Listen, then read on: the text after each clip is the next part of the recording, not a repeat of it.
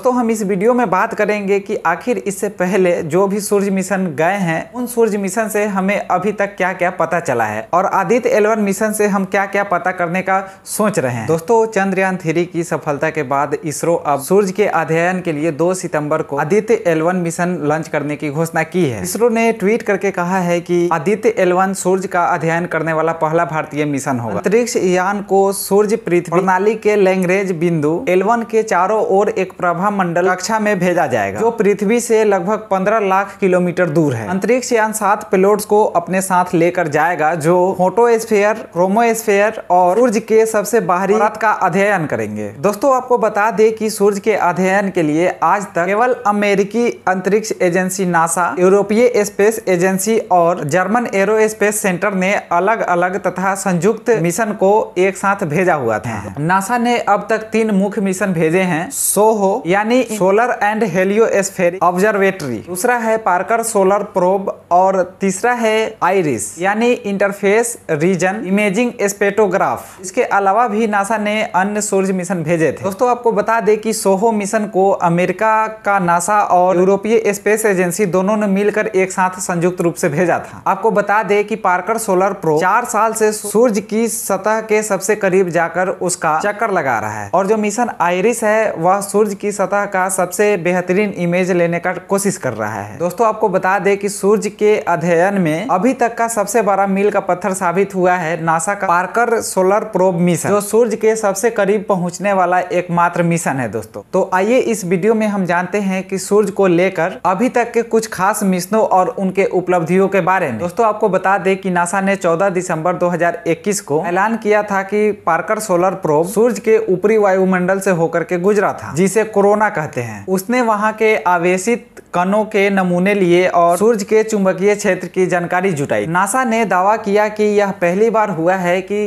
किसी अंतरिक्ष यान ने सूर्य को टच किया है। पार्कर सोलर प्रोब को इस तरह से डिजाइन किया गया है कि वह सूर्य की सतह से 65 लाख किलोमीटर के दायरे में जा सके ताकि वो ऊर्जा का प्रवाह और सोलर विंड के बारे में पता लगा सके, साथ ही इतना करीब पहुंचकर सोलर कोरोना के बारे में पता लगा सके। इसका मकसद हेलियोफिजिक्स के केंद्रीय सवाल का जवाब ढूंढना है, यानी लगातार बदलते अंतरिक्ष परिवेश में सौर मंडल को सूर्य कैसे नियंत्रित करता है। नासा के अनुसार पार्कर सोलर प्रोब को 2018 में अंतरिक्ष में रवाना किया गया था और उसके 3 साल बाद ही इसने अपनी कामयाबी हासिल कर। नासा का कहना है कि इस अंतरिक्ष यान ने 28 अप्रैल 2021 को फ्लाई बॉय किया। फ्लाई बॉय का मतलब होता है कि सूरज के सबसे करीब जाकर उड़ान भरी और इसी दौरान उसने कोरोना मतलब कि सौर आभा मंडल नाम से जो जाना जाता है, इस मिशन ने जो डाटा जुटाया है उससे पता चलता है कि सोलर विंड में आरे तिरछे जो आकार हैं जिन्हें स्विच बैक्स कहते हैं वे अपवाद नहीं बल्कि कॉमन है। दशकों तक वैज्ञानिकों का मानना रहा है कि ये सूर्य के ध्रुवीय इलाके में ही आरे तिरछे आकार में सीमित रहते हैं, लेकिन इस नई जानकारी ने एक नया सवाल खड़ा किया है कि ये आते कहां से हैं। नासा के हेडक्वार्टर में जो इस प्रोग्राम के हेड एग्जीक्यूटिव है उन्होंने बताया कि ये बहुत उत्साहजनक है कि हमारे टेक्नोलॉजी पार्कर सोलर प्रोब को सूरज के इतने करीब ले जाने में सफल रही और वहां से इसे लौटाने में भी कामयाब रही। उन्होंने कहा कि अब हमें इस बात का इंतजार है कि आने वाले समय में हमारा मिशन जब सूरज के और करीब जाएगा और क्या क्या जानकारियां हासिल होती हैं। वैज्ञानिकों को उम्मीद है कि नया डेटा वैज्ञानिकों को सूरज के उस हिस्से के बारे में अध्ययन करने में मदद करेंगे जो कोरोना के अत्यधिक गर्म होने के लिए जिम्मेदार हैं और जो सोलर विंड को सुपरसोनिक स्पीड में फेंकता है। इस तरह के अध्ययन से अंतरिक्ष के कठोर मौसम को समझा और अनुमान लगाया जा सकता है, जिसके वजह से पृथ्वी पर दूर संचार और सैटेलाइट पर असर होने की आशंका होती है। दोस्तों आपको बता दें कि सोलर ऑर्बिटर को यूरोपियन स्पेस एजेंसी ने नासा के मदद से बनाया है। इसका मकसद भी हेलियोफिजिक्स का बारीक से अध्ययन करना है। इसे 9 फरवरी 2020 में अंतरिक्ष में छोड़ा गया था और 7 साल तक इसके काम करते रहने की संभावना है। सोलर ऑर्बिटर ने 30 मार्च 2022 को सूर्य के सबसे नजदीक का वीडियो बनाया, जिसे यूरोपियन स्पेस एजेंसी ने जारी भी किया है और अभी आप उसे स्क्रीन पर देख रहे हैं। स्पेस एजेंसी के मुताबिक ये सूर्य के दक्षिणी ध्रुव से लिया गया फोटो है। ये अंतरिक्ष यान सूर्य और पृथ्वी की 1/4 दूरी पर आमतौर पर चक्कर लगा रहा है। स्पेस एजेंसी के मुताबिक ये तस्वीर सूर्य के दक्षिणी ध्रुव से एक्सट्रीम अल्ट्रावायलेट इमेजर से ली गई है। यूरोपियन स्पेस एजेंसी के मुताबिक सूर्य के ध्रुवों पर कई वैज्ञानिक रहस्य छिपे हो सकते हैं। सूर्य से जो चुंबकीय क्षेत्र पैदा होते हैं और बहुत शक्तिशाली लेकिन थोड़े समय के लिए एक क्षेत्र पैदा करते हैं, वो सूर्य के ध्रुवों में ही समा जाते हैं। इससे एक बंद चुंबकीय क्षेत्र पैदा होता है जिनसे ऊर्जा के कण बाहर नहीं निकल पाते हैं, लेकिन इनसे बहुत ताकतवर अल्ट्रावायलेट किरणें निकलती, जिसे रिकॉर्ड करने के लिए एक्सट्रीम अल्ट्रावायलेट इमेजर का प्रयोग किया जा रहा है। दोस्तों, ये एक्सट्रीम अल्ट्रावायलेट इमेजर एक तरह का खास कैमरा है जिसे स्पेशली डिजाइन किया गया है कि वहां के क्षेत्रों का आसानी से HD क्वालिटी में फोटो निकाल सके। दोस्तों, सब कुछ सही रहा तो सोलर ऑर्बिटर 2025 में शुक्र के गुरुत्वाकर्षण का इस्तेमाल करके अपने कक्ष में थोड़ा सा झुकेगा ताकि इस सैटेलाइट के जो उपकरण हैं सूर्य के ध्रुवों का सही से अध्ययन कर सके। दोस्तों, आपको बता दें कि यह जो सैटेलाइट है इसे स्पेशली इस तरह से डिजाइन किया गया है कि यह सूर्य के गर्मी को भी आसानी से झेल सकते हैं। दोस्तों, इस सैटेलाइट से सूर्य के सबसे अंदरूनी हिस्से का अध्ययन किया जाना है ताकि उसके बारे में बेहतर समझदारी हासिल की जा सके, ताकि उन चीजों के बारे में भी अनुमान लगाया जा सके जिसके वजह से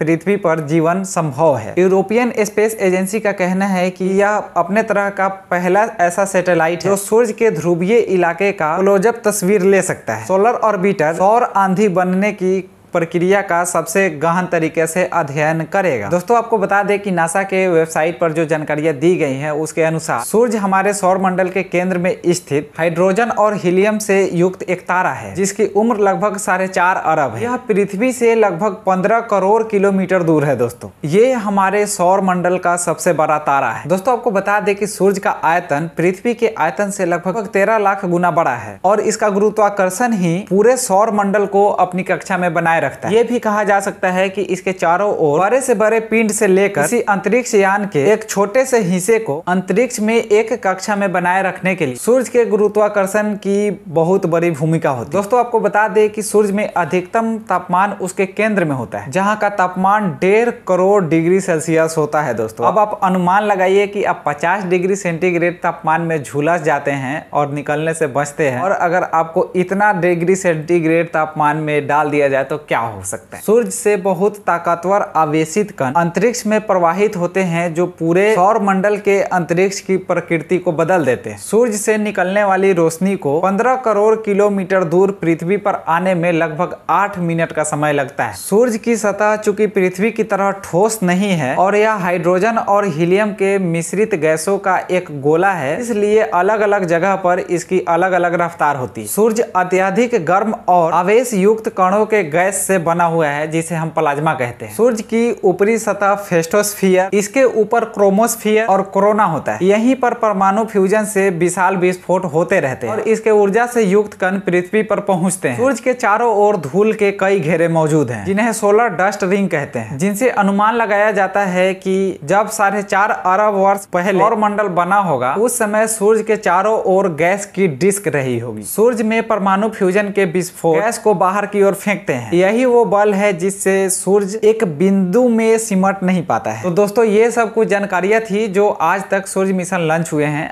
आगे हम दूसरे वीडियो में बात करेंगे इसरो आदित्य L1 को भेजकर उससे क्या क्या जानकारियां जुटाना चाहता है। तो दोस्तों, अगर वीडियो पसंद आई है तो इसे लाइक करें, दोस्तों में शेयर करें। मिलेंगे अगली वीडियो में, तब तक के लिए जय हिंद।